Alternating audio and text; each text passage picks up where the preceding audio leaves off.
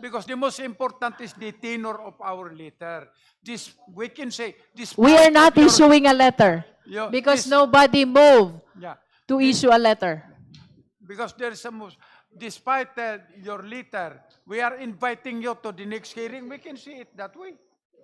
Nevertheless, the lawyers and the parties are always invited, notwithstanding the letters of non-appearance, notwithstanding the letter that they are not recognizing our jurisdiction. My worry, Madam Chair, is if we do not also respond to that, in they are directly attacking us. It's not, to me, it's not good.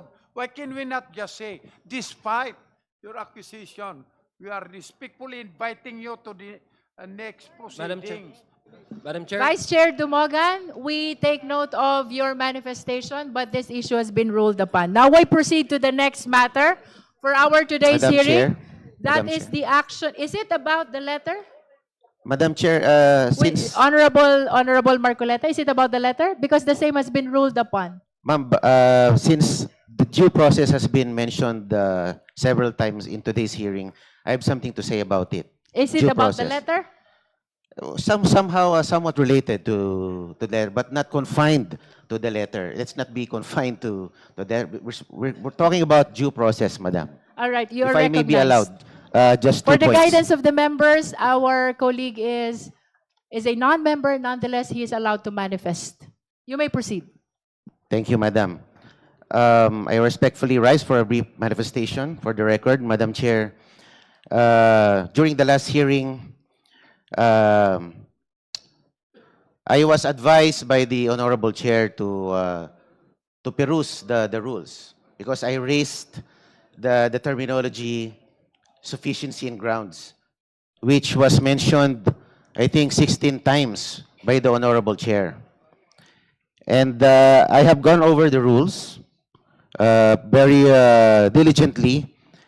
And the rule provides that the committee shall determine whether the complaint alleges sufficient grounds for impeachment. Nowhere in the rules you can find sufficiency in ground. Ang aking pong opinion, Madam Chair, pag binago po natin o we alter the terminology, it will reap a different meaning or a different consequence.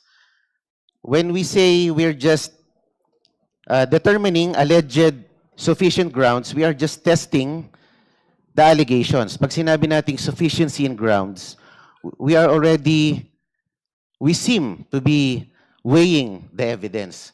So I just implore the wisdom of the Madam Chair to stick to the precise wording as stated in the rules.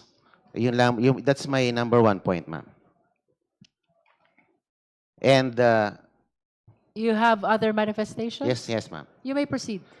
Number two, madam, I have questions as to how the process of determining alleged sufficient grounds was achieved during the last hearing.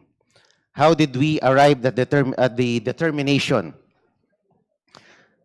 Because as far as I can recall, the Honorable Rufus Rodriguez suggested that we deliberate on the grounds, ground by ground. Because the complaints are nothing without the valid grounds from which its own merit should be anchored. So I agree with the view of the Honorable Rodriguez that we should have deliberated the two complaints ground by ground in order to arrive at a more judicious determination. And ang narinig ko lang po during the last hearing are perfunctory recital of allegations by the endorsers. So it would appear that this was just a peremptory declaration of sufficient grounds and nothing more. Yun lang po. Ang aking pong pakiwari, we should be not abbreviating due process because the ruling on Duterte versus House of Representatives stated that due process and the constitutional limitations should always be present at every stage of the impeachment process. That's all, Madam Chair. Thank The you. committee notes all the manifestation of the Honorable Marcoleta. Now we proceed to our pending motions and or requests before the Justice Committee. The Honorable Joel Chua is recognized. Thank you, Madam Chair.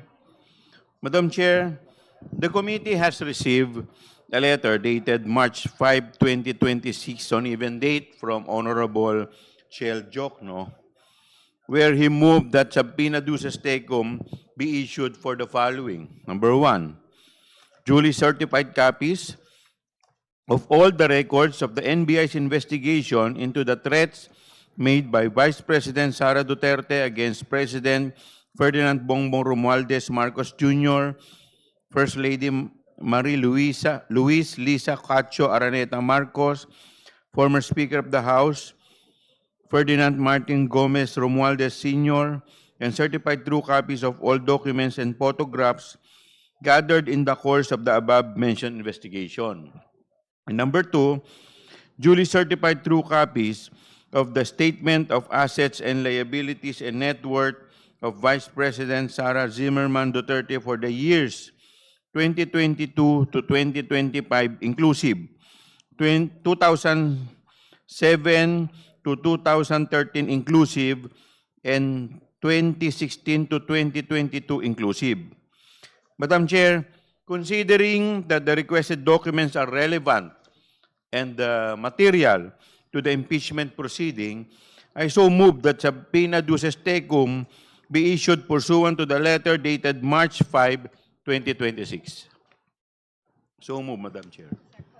There is a motion to issue subpoena duces tecum to the NBI with respect to the records of its investigation into the threats made by Vice President Sara Z. Duterte against President Ferdinand Bongbong Marcos Jr., First Lady Marie-Louise Lisa Araneta, and former Speaker Ferdinand Martin Romualdez, as well as the certified copies, true copies of all documents and photographs gathered in the course of the above-mentioned investigation. Similar motion is made with respect to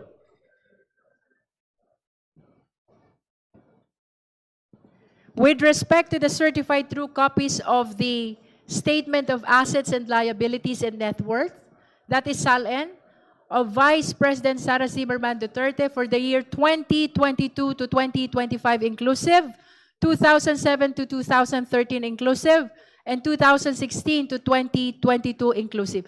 The second motion is directed to the Ombudsman. May I hear the confirmation of the Honorable Chua? For the SALN. Yes, Your Honor.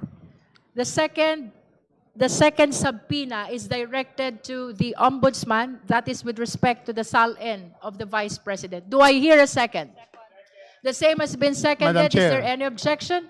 Madam Chair, The Honorable Rodriguez. we cannot Are you objecting? manifestation first before I would make my. We cannot have two motions being proposed at the same time. Practically, there should be two motions. The first motion are the NBI findings. The second is the SALN. We should go one by one, Madam Chair, because I am going to agree to vote yes to the first one. The second one, it is a fishing expedition. It is not. There are no ultimate facts on the SALN of the Vice President. So I will vote no. I will object to the second one. The first one goes, Madam Chair. May So we should hear divide- from the... We should have two motions instead of only one. Two subject matters. Under our rules, in the rules of court, motions should only be on one subject matter. May we hear from our proponent? The Honorable Rodriguez is suggesting that there should be one motion per subpoena. Yes, I move that we vote Would you like on, to amend your yes, motion? I will amend my motion with respect to the. I move that we issue subpoena duces tecum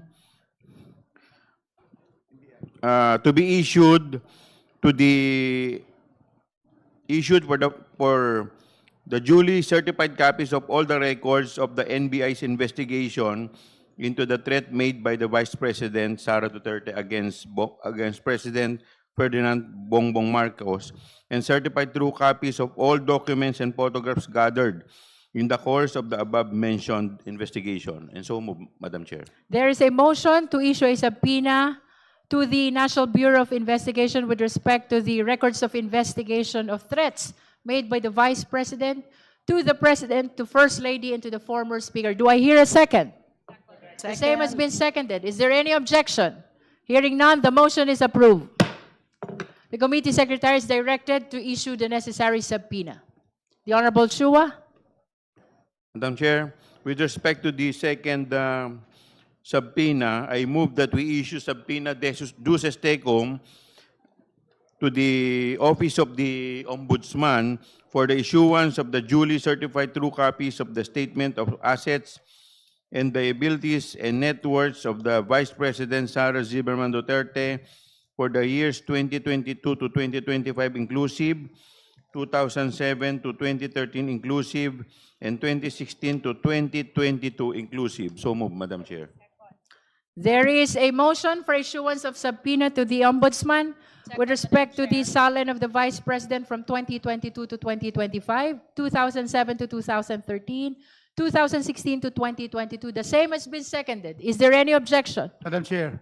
Is that an objection, I Honorable object. Rodriguez? I object. This is now a clear fishing expedition against the Vice President. Thank you. Considering that the motion has been objected to, we shall proceed to divide the House. Justice members, please be ready to vote. Those who are in favor of the motion for issuance of subpoena to the Ombudsman for the production of salins from 2022 to 2025, 2007 to 2013, and 2016 to 2022. Please raise your right hand.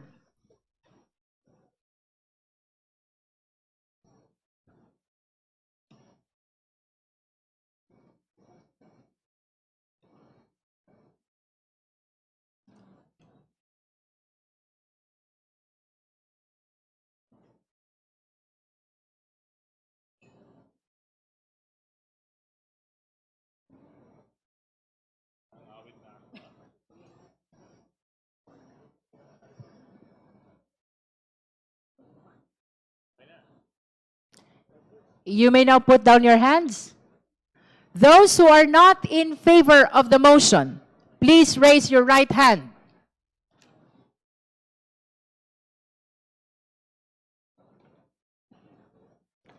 You may put down your hand, Honorable Rodriguez.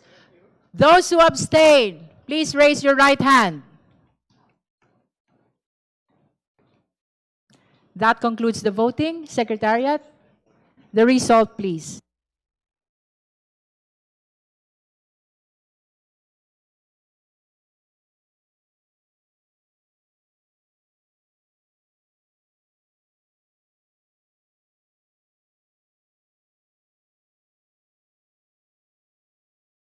With 34 votes in the affirmative, 1 vote in the negative, and 0 abstention, the motion is granted.